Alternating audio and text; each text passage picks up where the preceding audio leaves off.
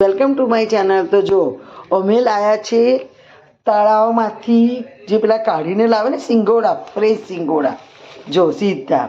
અને જો અમે એને ઘેર આવી રીતે આપણું જે ઇડલીનું કુકર હોય ને એ કુકરમાં અમે આ રીતે છે ને હું બધા આની ઉપર ગોઠવી દઈશ.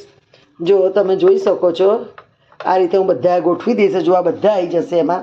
આ 2 કિલો સિંગોડા છે, અમારે ડાયરેક્ટ તળાવમાંથી આવ્યા છે. અમારે એક જે માણસ છે એ તળાવમાંથી આ રીતે અમને લાવી આપે અને એકદમ ફ્રેશ. તમે જુઓ આને છે ને આ કુકરમાં હું એને મિનિમમ 20 મિનિટ સુધી એને એ થવા દઈશ સ્ટીમથી.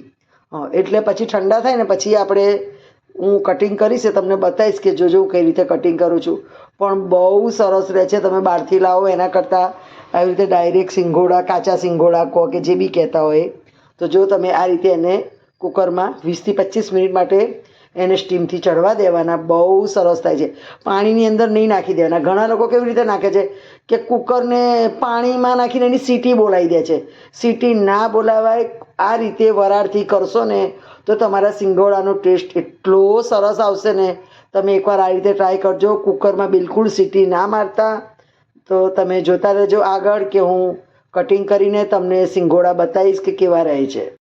મેં છે ને 2 કિલો સિંગોડા અમારે લાવ્યા હતા. તો એ 2 કિલો જે સિંગોડા હતા ને એમાંથી જો હજુ મારે આટલા સિંગોડા બચ્યા, એ મારે બીજી વાર કરવા પડશે. આ જે કુકર છે ને એમાં મિનિમમ 1.5 કિલોમાં. પણ મેં છે ને આમાંથી કેવું છે એકદમ નાના ને તમારે જોવાના. અમુક કેવા આમ દબાયેલા હોય ને એવા તો કાઢી જ કાઢવાના એવું છે, કારણ કે એ પછી ખાવામાં નથી મજા આવતી. તો બસ જો હવે હું છે આને ઢાંકણ વાંકીને અને મિનિમમ ફાસ્ટ ગેસે જ જોઈ શકો છો તમે, ફાસ્ટ ગેસે જ 20 થી 25 મિનિટ જેટલા સ્ટીમથી થવા દઈશ અને પછી ગેસ બંધ કરી દઈશ. અને પછી ઠંડા પડે ને ત્યારે જ કટિંગ કરવાના.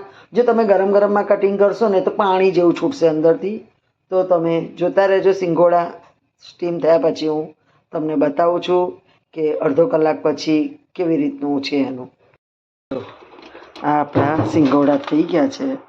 પછી જો હું આમાંથી હવે બધા બહાર કાઢી લઉં છું અને પછી બતાવું કે કાપીને જો કેવી રીતે આપણે વપરાય છે. જો હવે આ રીતનું કેવું હોય છે, આના આવી રીતે 2 ભાગ હોય છે. આપણે બહારથી સિંગોડા લઈએ જો એનું પછી આવી રીતે 2 સાઈડથી કટ કરવાના હોય છે. જો જોયા આ રીતે. જો હું તમને બીજું પણ જો આ રીતનું એનું હોય છે. આપણે બહારથી લાવીએ તે લોકો આ 2 સાઈડથી જો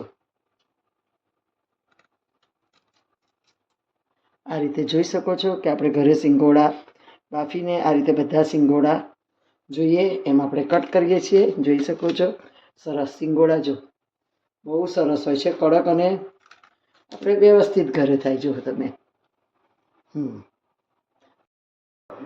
જો ગાઈસ આપણે આ રીતે કટ કરવાના અને પછી આપણે જેટલા ખાવા હોય એ પ્રમાણે. અમે તો ફ્રેશ જ હું કટિંગ કરું અને બધા છોકરાઓને બધા ખાય. બસ. તો guys thank you for watching my video. Thank you guys.